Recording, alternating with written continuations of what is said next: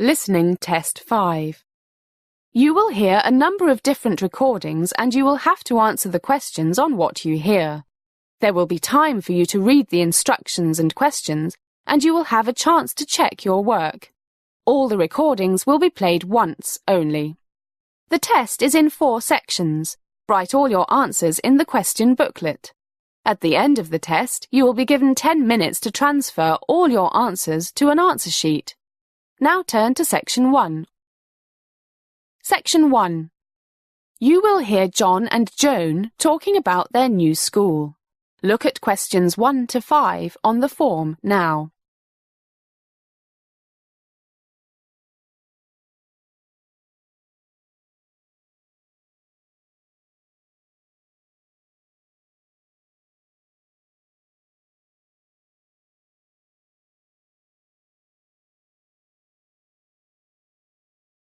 You will see that there is an example which has been done for you.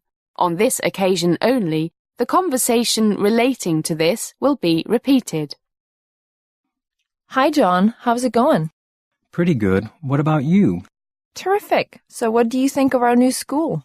A1, man. Much better than the old one.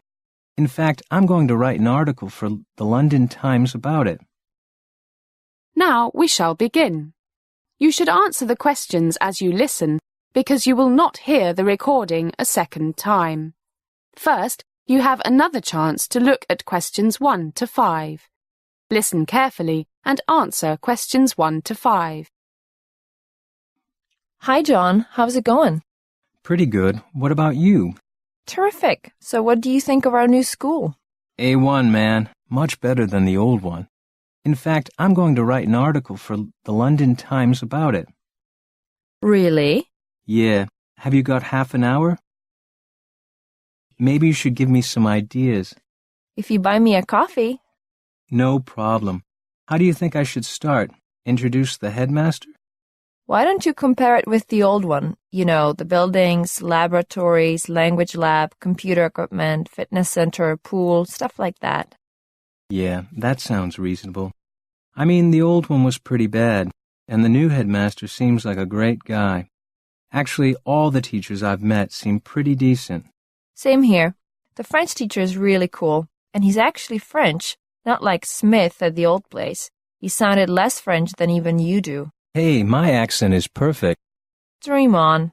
But why don't you start with what the headmaster told us school this morning, you know, his ideas on education and things. Yeah, I liked that. None of that stuff about how we must study hard for our futures in the honor of the school. There's no free lunch, that type of thing. He sounds pretty progressive. What did he say? If we teachers succeed in stimulating your minds, stimulating you to ask questions and think critically, then you will discover the joy of learning, enjoy your studies, and therefore work hard. Hey, what a memory. Those are his exact words. Do you remember what he said next? Something about it's good to keep fit. Yeah. Do you remember him mentioning those experiments showing that after half an hour of exercise, our brains are much more creative for hours? And puts you in a better mood. Did you see the fitness center? Look at questions 6 to 10.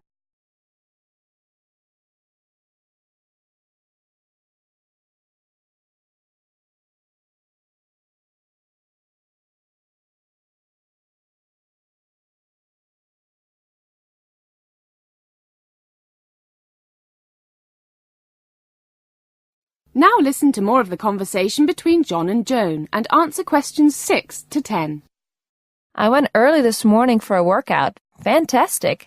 Olympic-sized pool, not like that tiny 25-meter thing we had before. And the gym has absolutely everything. I counted 10 exercise bikes, some rowing machines, really good ones. Are you gonna go? I've been every other day for 2 weeks. Feel great. Hey, maybe I should interview some of the teachers and students for my article. Of course you should. Wow, just thought of it. I'm doing a video project. Maybe I could film the interviews. Makes sense. And I could take a few photos.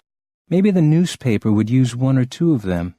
The main hall is awesome. Really light, lots of windows, and a huge stage, big enough for a 60 or 70 person orchestra. Did you see Mr. Clark, the old music teacher? I think he's the only teacher here from the old school. He is, and he was the only decent teacher. I met him in the hall. He's really happy, planning to double the size of the school orchestra. It's great. Okay, let's plan what we're going to do. That is the end of section 1. You now have some time to check your answers.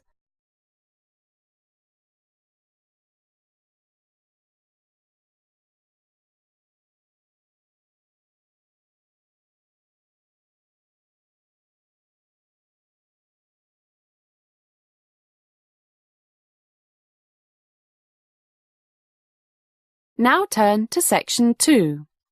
Section 2. You are going to hear an introduction to some London parks. First look at questions 11 to 15.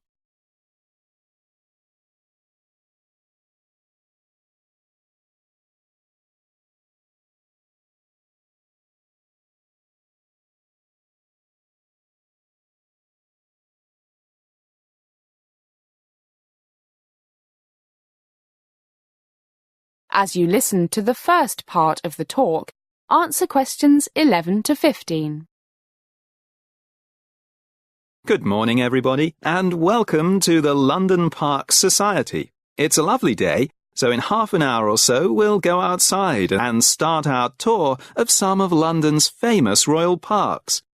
But for the next half an hour or so, while we enjoy our coffee and biscuits, I'll tell you something about some of these wonderful parks, a brief history, and some of their special attractions. I also have a few slides to show you. First, what do we mean by Royal Park? In short, they once belonged to or were established by order of a king or queen of England, or at least a member of the royal family. And it's a good job they did. They provide quiet and natural scenery, places that we might not be able to enjoy today if our former rulers had just put buildings everywhere. Let's start with the most famous, Hyde Park. This park offers some of London's finest scenery and covers 630 acres and a perimeter of 4 miles. I know we have friends from France here, so I'd better give it in metric. That's about 260 hectares and 6.5 kilometres. Hyde Park dates back to 1536, when King Henry VIII got the land from the monks of Westminster Abbey. Much of the later design, its layout, was done by the architect Decimus Burton in the 1820s, who took full advantage of the area's high and low land. It was the original site of the Crystal Palace, built for the Great Exhibition of 1851, the original ancestor of today's World Expos, like the one that will be held in Shanghai in 2010, I think. So it's been popular for a long time, and not only the people who live and work near the park like it. Many famous rock bands like Pink Floyd and the Rolling Stones have put on big rock concerts here. I still remember the Rolling Stones concert there in, I forget the exact year. It was around 1968 when I was a university student. Now look at questions 16 to 20.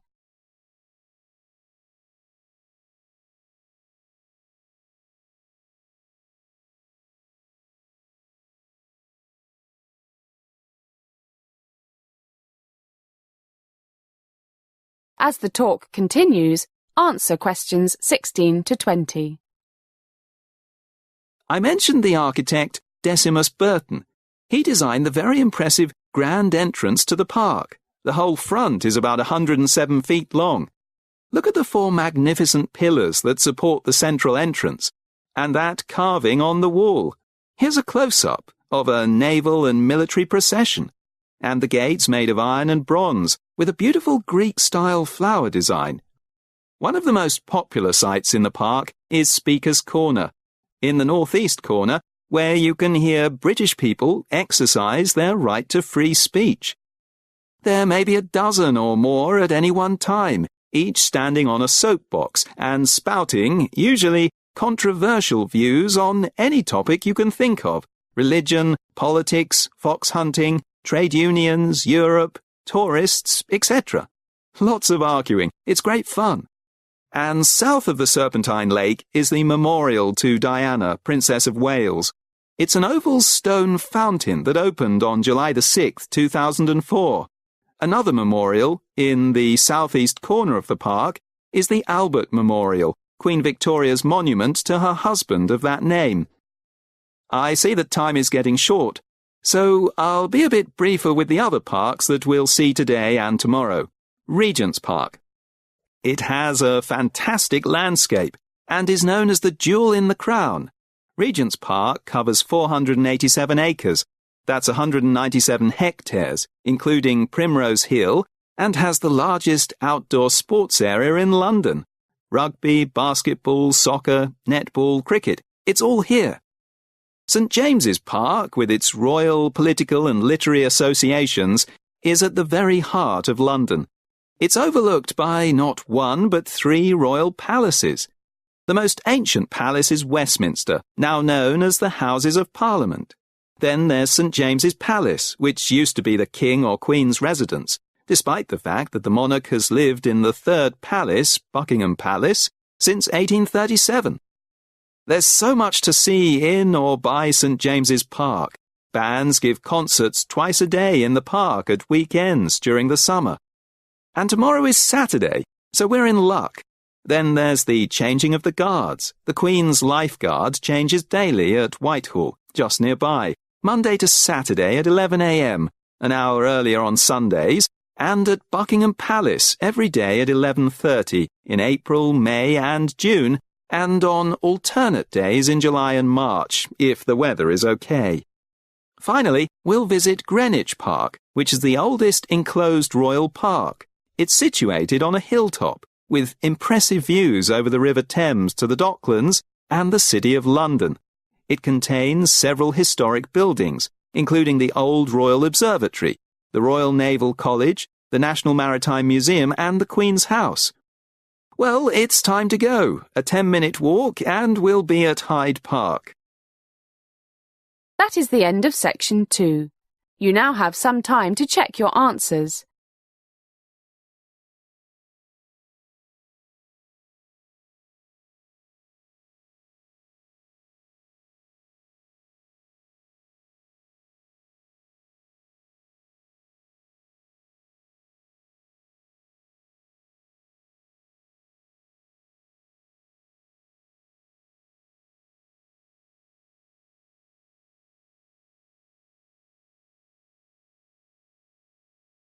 Now turn to section 3.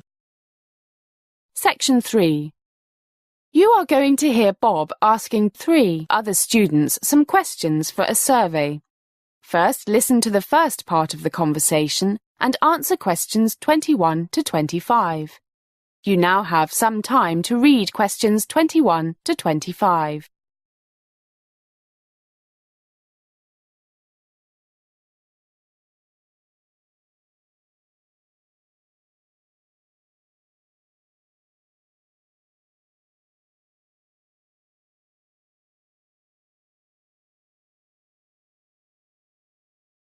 Hi guys, I'm Bob. Have you got a few minutes?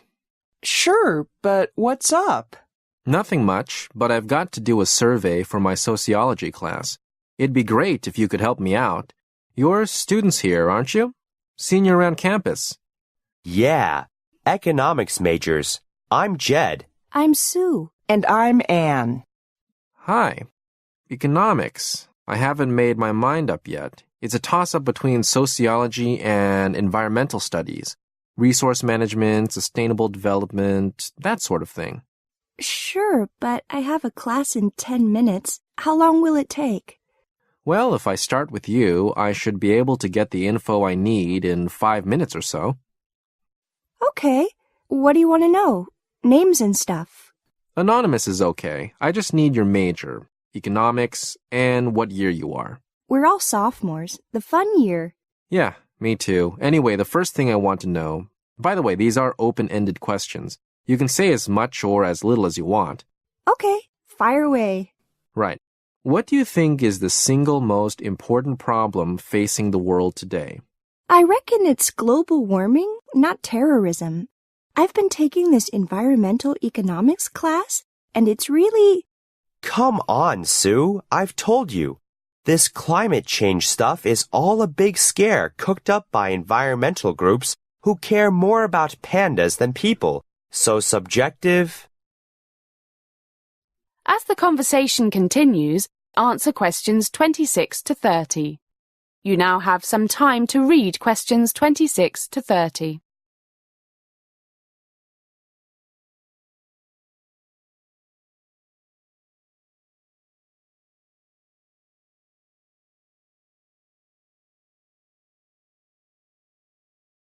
You're like a tape recorder. Why don't you learn what you're talking about? Okay, guys, argue about it later. I just want to ask Sue a couple more questions so she can get to her class. What makes you think this, Sue? Well, if you read about, just check on the internet. There's tons of information. But just look at the effects of rising temperatures on agriculture. For every degree rise in temperature above 30 degrees, there's something like a 10% drop in crop yields. So that's your main reason for... It's one of them. Sea levels could rise a meter or more by the end of the century. Think what that will mean for the billions of people who live in low-lying areas. And thousands of species could go extinct because they couldn't adapt quickly enough.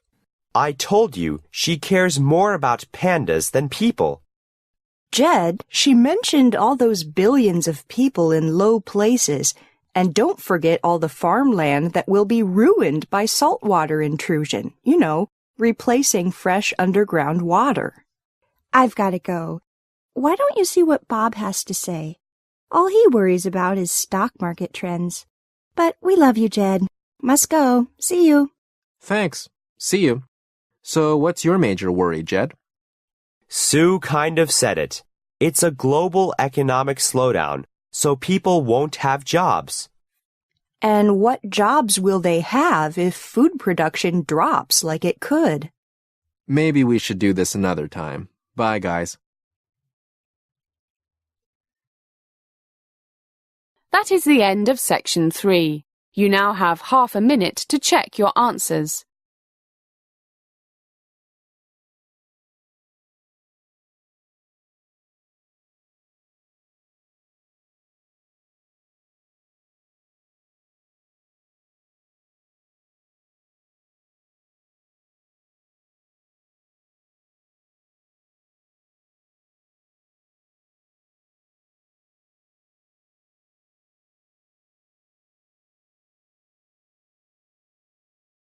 Now turn to Section 4. Section 4. You are going to hear a talk about Oxford and Cambridge universities. You now have some time to read questions 31 to 40.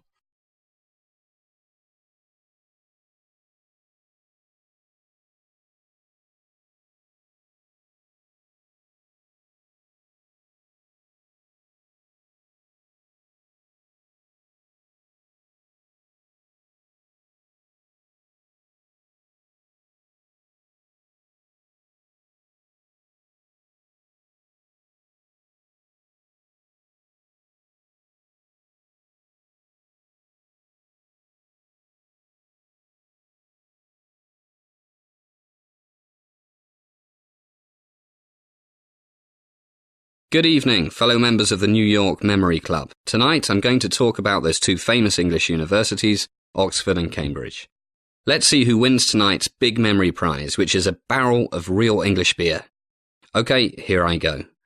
Oxford is the oldest English-speaking university in the world. There is no clear date of when it started, but records show that there was some teaching at Oxford in 1096 AD. And it developed rapidly from 1167, when King Henry II banned English students from attending the University of Paris. In 1188, a historian gave a public lecture to the top Oxford teachers, and in 1190, the first known overseas student arrived. This started the university's tradition of international exchanges. In 1231, the masters, meaning the teachers, were recognised as a universitas, which is Latin for something like a corporation. In the 13th century, conflict between town and gown meaning ordinary townspeople and students, the students' wore gowns, accelerated the establishment of halls of residence like dormitories. This led to the Oxford colleges, of which University, Balliol and Merton colleges, established between 1249 and 1264, are the oldest. Less than a century later, Oxford was the most famous centre of learning in the world. It soon became a centre for religious and political disputes. John Wycliffe, a 14th century master of Balliol College, campaigned for a Bible in common English. The pro-Latin leaders of the Catholic Church in Rome were very angry over this, and even more angry when, in 1530, King Henry VIII forced Oxford University to accept his divorce from Catherine of Aragon. In the late 17th century, the Oxford philosopher John Locke, suspected of treason, was forced to leave England. The 18th century was an age of scientific discovery and religious revival. For example, a geometry professor at Oxford, Edmund Halley, successfully predicted the return of the comet that was named after him. I don't have enough time to tell you much more about Oxford University, but I must tell you that from 1878, academic halls were established for women. Since 1974, only one of Oxford's 39 colleges has not accepted both men and women. St Hilda's College remains the only women's college. Now for a few numbers. The University of Oxford has over 17,000 students. A quarter of these students are from outside the UK, 5% from Asia, 8% from North America, 10% from other European countries, and a few from elsewhere. Oxford University currently has students from more than 130 countries. Over 5,600 students are engaged in postgraduate work. Of these, around 3,000 are working in the arts and humanities. Going back to the colleges, of which there are 39, there are also 7 permanent private halls, which were founded by different Christian denominations, and which still retain their religious character. 30 colleges and all 7 halls admit students for both undergraduate and graduate degrees. 7 other colleges are for graduates only. 1, All Souls, has fellows only, and 1, Kellogg College, specialises in part-time graduate and continuing education.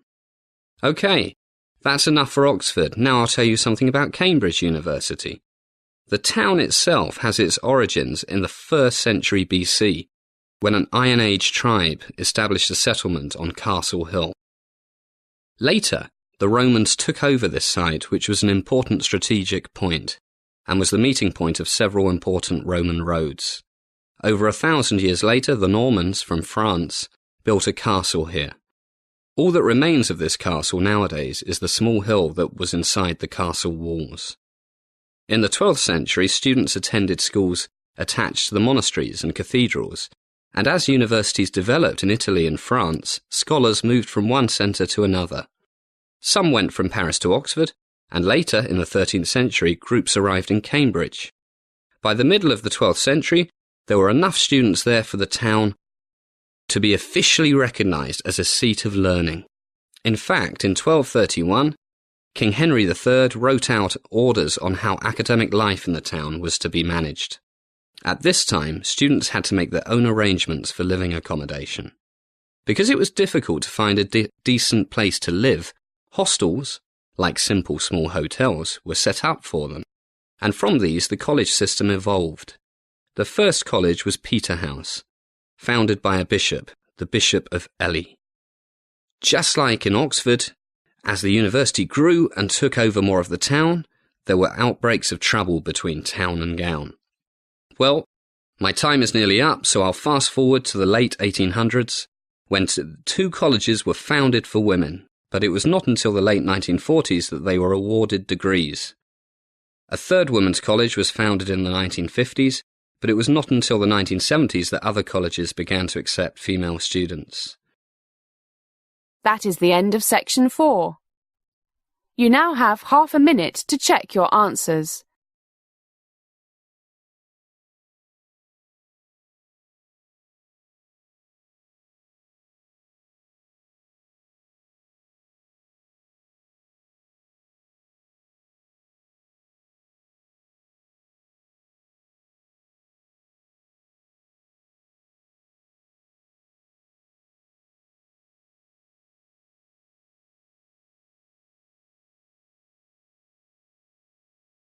That is the end of the listening test.